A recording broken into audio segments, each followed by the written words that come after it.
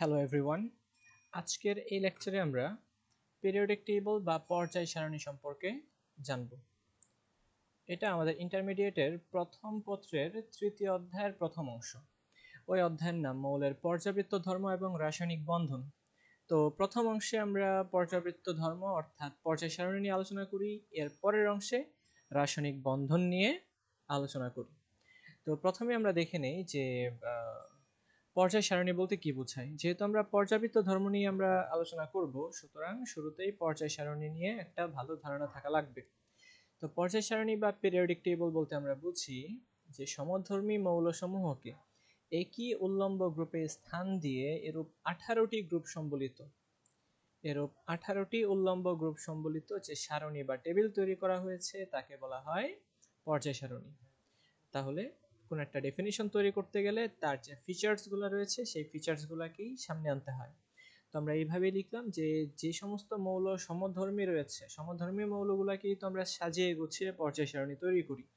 তো এই সমধর্মী মৌলগুলোকে আমরা কিভাবে সাজাইছি একই উল্লম্ব গ্রুপে স্থান দিয়ে, অর্থাৎ প্রত্যেকটা সমধর্মী মৌল এরকম ভাবে এক একটা উল্লম্ব গ্রুপে বা উল্লম্ব এরকম কলামে কি থাকবে, সজ্জিত থাকবে। ঠিক এরকম উল্লম্ব কলাম থাকবে কয়টা? 18টা। এরকম 18টি গ্রুপ সম্বলিত যে সারণী বা টেবিল তৈরি করা হয়েছে তাকেই বলা হয় পর্যায় সারণী।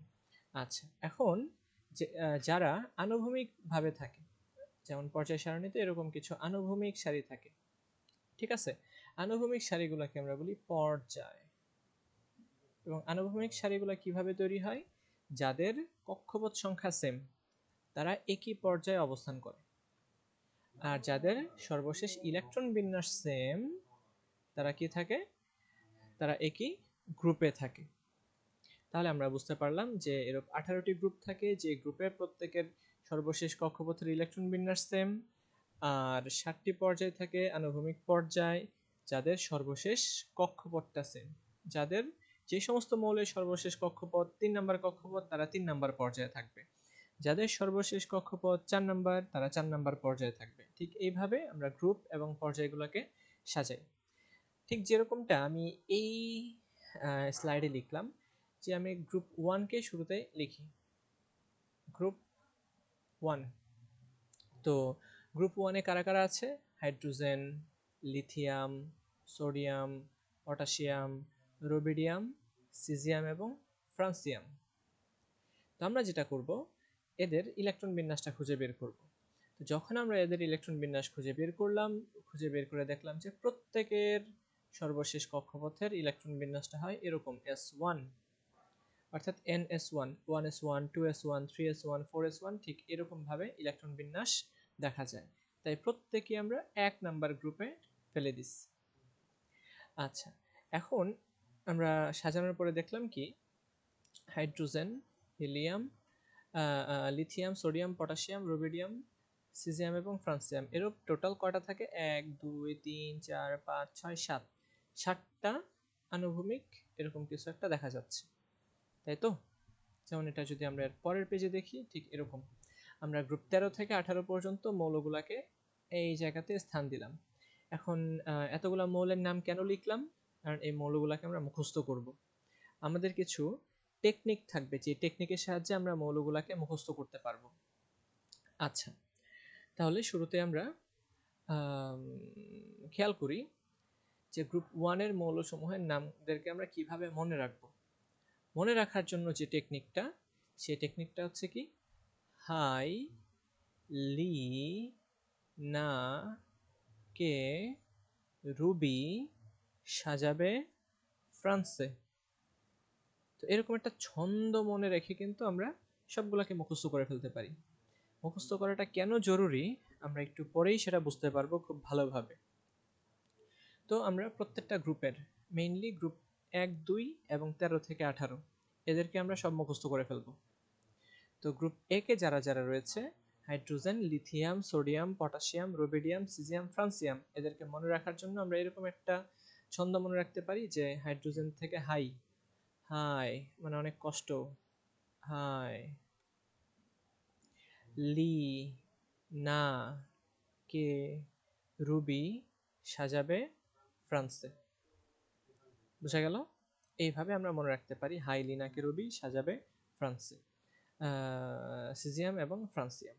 গ্রুপ 2 তে যারা রয়েছে, গ্রুপ 2 তে কিন্তু হাইড্রোজেনের পরে কেউ নাই। 1s2 যে সে কিন্তু 18 নম্বর গ্রুপে অবস্থান করে। তো গ্রুপ 2 তে যারা রয়েছে তারা হচ্ছে beryllium, magnesium, calcium, strontium, barium, radium. তো নামগুলোকে আমরা কিভাবে মুখস্থ করব? যে বিরিয়ানিতে হচ্ছে বেরিলিয়াম, মোগলাই ম্যাগনেসিয়াম, কাবাব ক্যালসিয়াম, সরিয়ে স্ট্রনসিয়াম, বাইরে বেরিয়াম, রাখো রেডিয়াম। তো আমরা এইভাবে মনে রাখবো যে বিরিয়ানি, মোগলাই, কাবাব, সরিয়ে, বাইরে, রাখো। তো এইভাবে কিন্তু আমরা গ্রুপ 2 এর মৌলসমূহকে মুখস্থ করে ফেলতে পারি। তারপর গ্রুপ 2 তে যারা রয়েছে স্ক্যান্ডিয়াম, ইট্রিয়াম, ল্যান্থানাম এবং অ্যাক্টিনিয়াম, এগুলা খুব বেশি একটা প্রয়োজন নাই। গ্রুপ 3 থেকে 12 পর্যন্ত যারা ডি ব্লক, এদের মুখস্থ করার খুব একটা প্রয়োজন নাই। তো এদের ক্ষেত্রে বেশ কয়েকটা ইম্পর্টেন্ট রয়েছে, যেমন আমরা যদি বলি সিলভার, যার পারমাণবিক সংখ্যা 47, এদেরকে আমরা জাস্ট মুখস্থ করে রেখে দিব, ঠিক আছে। তারপরে গোল্ড, AU, পারমাণবিক সংখ্যা কত? 79। তারপর ইউরেনিয়াম, পারমাণবিক সংখ্যা কত? 92। তারপর সিলভারের পর, হ্যাঁ, এই কয়েকটা আমরা যদি মুখস্থ করে রেখে দিতে পারি পারমাণবিক সংখ্যা, তাইলেই আমাদের জন্য যথেষ্ট। আচ্ছা, তারপর আরেকটা রয়েছে থোরিয়াম, 91, ঠিক আছে। তো এদেরকে আমরা মুখস্থ করে রেখে দিলে কিন্তু আমাদের জন্য ইজি হয়ে যাবে। এখন আমি কেন এই মৌলসমূহের নাম মুখস্থ করতে বলতেছি? কারণ মৌলসমূহের নাম যদি আমরা মুখস্থ করতে পারি, তাহলে ম্যাজিক নাম্বার ব্যবহার করে প্রত্যেকটা মৌলের পারমাণবিক সংখ্যাও আমরা বের করে ফেলতে পারবো। তো পারমাণবিক সংখ্যা বের করতে যে নিয়মটা, সেটাকে আমরা বলতেছি কি ম্যাজিক নাম্বারের নিয়ম। ম্যাজিক নাম্বারের নিয়ম। তো পারমাণবিক সংখ্যা যদি আমরা মুখস্থ করে ফেলতে পারি, তাহলে কিন্তু ভাই এরকম হুটহাট করে বলবে যে স্ট্রনশিয়ামের ইলেকট্রন বিন্যাস করো, তারপরে ইন্ডিয়ামের ইলেকট্রন বিন্যাস করো। তো তার জন্য আমাদের পারমাণবিক সংখ্যাটা কিন্তু জানা লাগবে। আচ্ছা, তো এরপর আমরা যাই গ্রুপ 13তে। গ্রুপ 13তে কারা কারা আছে? Boron, aluminium, gallium, indium, thallium, nihonium. তো এদেরকে আমরা কিভাবে মনে রাখতে পারি? এদেরকে মনে রাখার কৌশলটা হচ্ছে বাংলাদেশের মানে boron, Alamgir, aluminium, gallium, indium, টুরে, থালিয়াম, নাচতে, নিহোনিয়াম। এরকম একটা ইয়ে দিয়ে আমরা মনে রাখতে পারি যে বাংলাদেশের আলমগীর, ইন্ডিয়া, টুরে, নাচতে। তো এইভাবে আমরা এই যে গ্রুপ 13 এর মৌলসমূহকে মনে রাখতে পারি। তারপর group 14, carbon, silicon, germanium, tin, lead এবং flerovium. Carbon, silicon, germanium, tin, lead এবং কি ফ্লেরোভিয়াম। তো আমরা এটাকে এইভাবে মনে রাখতে পারি যে কাঁদলে শার্ট, গেঞ্জি, স্যান্ডেল পাবে ফ্রিতে। তাহলে আমি লিখে দিচ্ছি, এটা কোথায় লিখবো? আচ্ছা, আমি এখানেই লিখে দিচ্ছি। কার্বন মানে কি? কাঁদলে শার্ট, গেঞ্জি, স্যান্ডেল মানে টিন, টিন। তারপর পাবে, পিবি পাবে, মানে লেড, প্লাম্বাম পাবে, ফ্লেরোভিয়াম ফ্রিতে। জাস্ট মনে রাখার জন্য যেভাবে সুবিধা হয় সেইভাবেই আমরা মুখস্থ করে ফেলবো। কাঁদলে শার্ট, গেঞ্জি, স্যান্ডেল পাবে ফ্রিতে।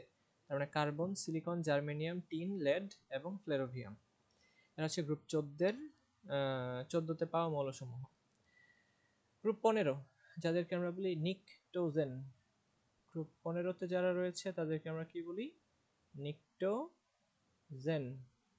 নিকটোজেন বা নাইট্রোজেন ফ্যামিলি। তো এখানে গ্রুপ 15তে কারা কারা আছে? নাইট্রোজেন, ফসফরাস, আর্সেনিক, স্টিবাম বা অ্যান্টিমনি, বিসমাথ এবং মস্কোভিয়াম এবং হচ্ছে গিয়ে মস্কোভিয়াম। নাইট্রোজেন, ফসফরাস, আর্সেনিক, তারপরে অ্যান্টিমনি, বিসমাথ এবং মস্কোভিয়াম। তো এদেরকে আমরা কিভাবে মনে রাখতে পারি? মনে রাখার যে কৌশলটা সেটা হচ্ছে নলকূপের পানিতে মানে ফসফরাস, আর্সেনিকের সমস্যা বিদ্যমান। নলকূপের পানিতে আর্সেনিকের সমস্যা বিদ্যমান কোথায়? মস্কোতে। নলকূপের পানিতে আর্সেনিকের সমস্যা বিদ্যমান কোথায়? মস্কোতে। এইভাবে আমরা গ্রুপ 15 এর মৌলসমূহকে মনে রাখতে পারি। তারপরে আসে গ্রুপ 16 যাদেরকে আমরা বলি চালকোজেন, মানে আকরিক উৎপাদনকারী। চালকোস মানে গ্রিক চালকোস মানে হচ্ছে আকরিক, আর জেন মানে যেটা তৈরি করে। তো আকরিক উৎপাদনকারী যেমন অক্সিজেন এবং সালফার, অধিকাংশ আকরিকেই অক্সিজেন এবং সালফার পাওয়া যায়। এদেরকে আমরা বলি আকরিক উৎপাদনকারী। তাই পুরো গ্রুপটাকে, যেহেতু এই দুইটা মৌল গ্রুপ 16তে থাকে, তাই পুরো গ্রুপটাকে আমরা চালকোজেন হিসেবে অভিহিত করেছি। তো এখানে যারা যারা আছে oxygen, sulphur, selenium, tellurium, polonium এবং লিভারমোভিয়াম, এই 6টা মৌল। এদেরকে আমরা কিভাবে মনে রাখতে পারি? মনে রাখতে পারি এইভাবে যে ও এস এস ই তে পড়লে লাভ। মানে বিষয়টা এরকম হলো যে ও এস এস ই তে পড়লেই লাভ। এইভাবে আমরা মনে রাখতে পারি। ওতে হচ্ছে oxygen, sulphur S, S E মানে সেলেনিয়াম, তেতে হচ্ছে টেলুরিয়াম, পড়লে মানে পোলোনিয়াম, আর লাভ মানে লিভারমোভিয়াম। ও এস এস ই তে পড়লেই লাভ। Oxygen, sulphur, selenium, tellurium, polonium এবং লিভারমোভিয়াম। এই হচ্ছে গ্রুপ 16 এর চালকোজেন মৌলসমূহ। তারপর আসে গ্রুপ 17। গ্রুপ 17তে কারা? আমরা জানি হ্যালোজেনদের অবস্থান গ্রুপ 17। তো হ্যালোজেন মৌলসমূহ কারা? ফ্লোরিন, ক্লোরিন, ব্রোমিন, আয়োডিন, অ্যাস্টেটিন এবং টেনেসিন। ফ্লোরিন, ক্লোরিন, ব্রোমিন, আয়োডিন, অ্যাস্টেটিন এবং টেনেসিন। এদেরকে এইভাবেই নর্মালি মুখস্থ করে রাখা যায়। আর সর্বশেষ রয়েছে গ্রুপ 18। গ্রুপ 18তে কিন্তু 7টাই মৌল উপস্থিত, অর্থাৎ হিলিয়াম থেকে শুরু হয়েছে, পর্যায় 1 থেকে শুরু হয়েছে এখানে। Helium, neon, argon, krypton, xenon, radon, oganesson. Helium, neon, argon, krypton, xenon, radon, oganesson. এই হলো গিয়ে আমাদের মোটামুটি সবগুলা মৌল। এই মৌলসমূহের নাম যদি আমরা মুখস্থ করতে পারি, এর পরের যে ম্যাজিক্যাল একটা টপিক সেটা হচ্ছে ম্যাজিক নাম্বার, পর্যায় সারণীর। এই ম্যাজিক নাম্বার দিয়ে আমরা প্রত্যেকের পারমাণবিক সংখ্যা খুঁজে বের করতে পারবো। অলরেডি আমি লিখে রেখেছি, আমি এখন এদেরকে ব্যাখ্যা করে বোঝাবো যে কিভাবে প্রত্যেকের পারমাণবিক সংখ্যা বের করা যায়। তো তার জন্য আমরা কি করলাম? আমরা এই ম্যাজিক নাম্বারের সহায়তা নিলাম। তো ম্যাজিক নাম্বার আসলে কিছুই না। ম্যাজিক নাম্বার হচ্ছে গিয়ে পর্যায় সারণীর প্রত্যেকটা পর্যায়ে যত সংখ্যক মৌল উপস্থিত, সেই মৌলসমূহের সংখ্যাটাকে আমরা যদি এরকম সিরিজ আকারে লিখে রাখি, একটা সিকোয়েন্স আকারে লিখে রাখি, এই সিকোয়েন্সটাকেই বলা হয় পর্যায় সারণীর ম্যাজিক নাম্বার। তো আমরা একটু বোঝার চেষ্টা করি। গ্রুপ পর্যায় 1-এ রয়েছে 2টা মৌল। পর্যায় 1-এ কিন্তু মাত্র 2টা মৌল উপস্থিত। যেমন আমরা এখানে একটু তাকাই, পর্যায় 1-এ শুধুমাত্র 2টা, যেমন হাইড্রোজেন এখানে থাকবে, আর একদম গ্রুপ 18-তে থাকবে হিলিয়াম, মাত্র 2টা। তো 2টা মৌল থাকার কারণে এই প্রথম পর্যায়কে আমরা বলি অতি সংক্ষিপ্ত পর্যায়, ভেরি শর্ট পিরিয়ড, খুবই সংক্ষিপ্ত, জাস্ট 2টা আছে। তারপর পর্যায় 2 এবং পর্যায় 3 এতে 8টি করে মৌল উপস্থিত। পর্যায় 2 এবং পর্যায় 3 এ 8টি করে মৌল উপস্থিত। গ্রুপ 1 এবং 2 এবং 13 থেকে 18, 13 থেকে 18তে 6টা করে আছে, আর গ্রুপ 1 এবং 2 এ 2টা আছে। তো এই হচ্ছে টোটাল 8টা। গ্রুপ 1 2 13 থেকে 18 টোটাল 8টা। তো যেহেতু 8টি করে মৌল, কিন্তু গ্রুপ আছে কয়টা? 18টা। গ্রুপ আছে 18টা, কিন্তু মৌল আছে 8টা। মাঝখানে 3 থেকে 12 পর্যন্ত যে 10টা গ্রুপ আছে সেইখানে কিন্তু কোনো মৌল নাই। এই কারণে এদেরকে আমরা বলি সংক্ষিপ্ত পর্যায়।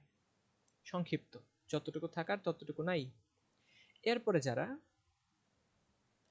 পর্যায় 4 এবং 5, এই যে পর্যায় 4 এবং 5-এর মধ্যে দেখা যায় প্রত্যেকটা গ্রুপে একটি করে মৌল উপস্থিত আছে।